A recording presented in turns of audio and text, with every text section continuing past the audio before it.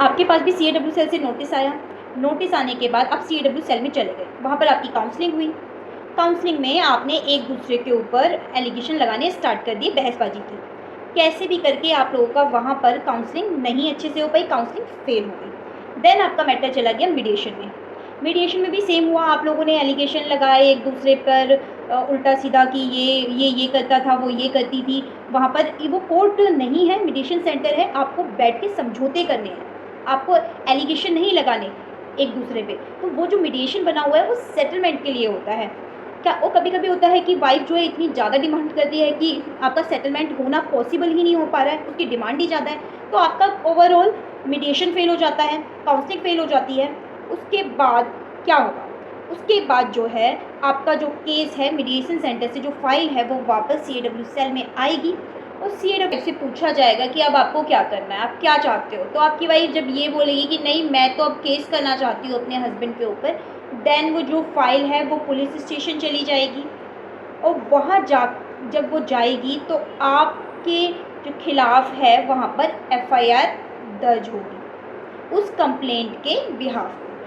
अब जब FIR दर्ज होगी तो कौन कौन से सेक्शन लगेंगे ये देखना मोस्ट इम्पॉर्टेंट होता है। तो जो कंप्लेंट होती है, कंप्लेंट में जो एलिगेशन लगाए गए हैं उस एलिगेशन के साथ साथ जब वो एलिगेशन होते हैं तो उसमें मोस्टली यही होता है 498A, 406 IPC एंड 34 जो कि अब BNS में कन्वर्ट हुए हैं। 498A का हुआ है 85 में और उसकी जो डेफिनेशन है वो 86 में है और 406 का हुआ है 316 सबसेक्शन 2 में वो हो गया है BNS में।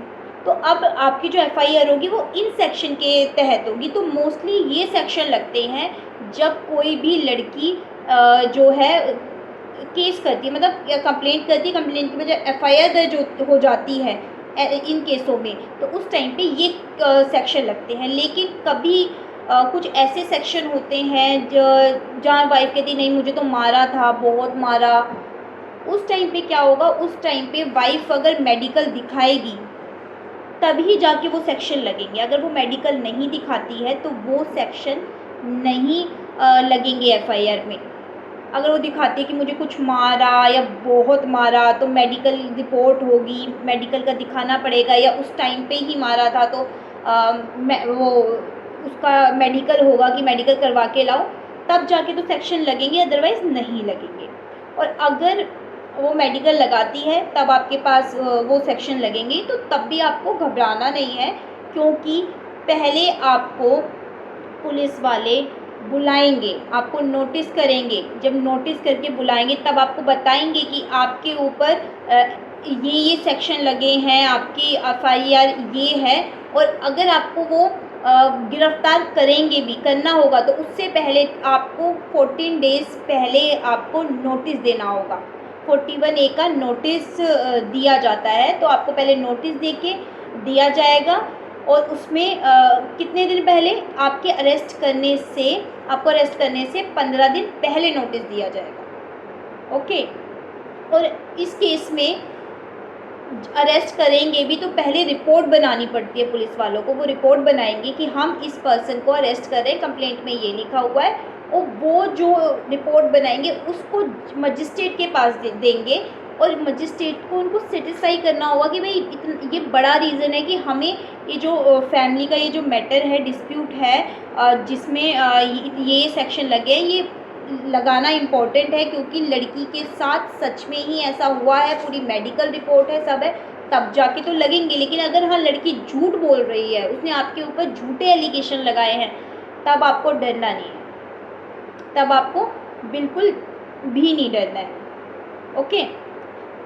अगर आपके ऊपर सेक्शन लग भी जाते हैं, अगर आपने सच में ऐसा किया है या जिस भी तरीके से आपके ऊपर सेक्शन लग जाते हैं, तब भी वो उसको कोर्ट में जो पुलिस वाला है उसको मजिस्ट्रेट के सामने बताना पड़ेगा अपनी रिपोर्ट को। अगर जज को लगेगा कि हाँ ये रिपोर्ट सही है, तब तो वो कहेंगे कि ठीक है।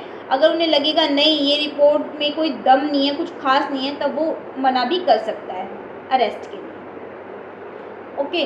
तो ये जो केस होते हैं 498A का, जो अब हो गया है 85 BNS का, उसमें इतना घबराने की ज़रूरत नहीं है। अगर आप निर्दोष हो, आपने अपनी वाइफ के साथ कुछ मतलब कि मार पिटाई वगैरह कुछ किया ही नहीं है, उसे उसके साथ क्रूरैलिटी नहीं की है, ना ही फिज़िकली ना मेंटली किसी भी तरीके की, तो आपको घबराना नहीं है।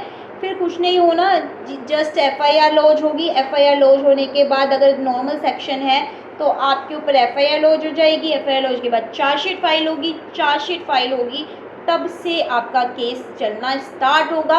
आपको अपना एक एडवोकेट करना है, वहाँ पे अपने आप को प्रेजेंट करना है, और साथ ही साथ में आपके बचाव में जो भी चीज़ें, जो भी डॉक्यूमेंट होंगे, वो सब कोर्ट में प्रेजेंट करना है।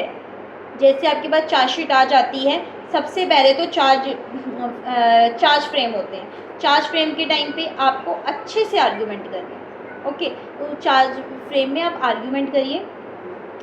आर्ग्यूमेंट के टाइम पे भी कई ऐसे सेक्शन होते हैं जिसको आप वहाँ उस टाइम पे हटवा सकते हैं। तो आप चार्ज फ्रेम करवा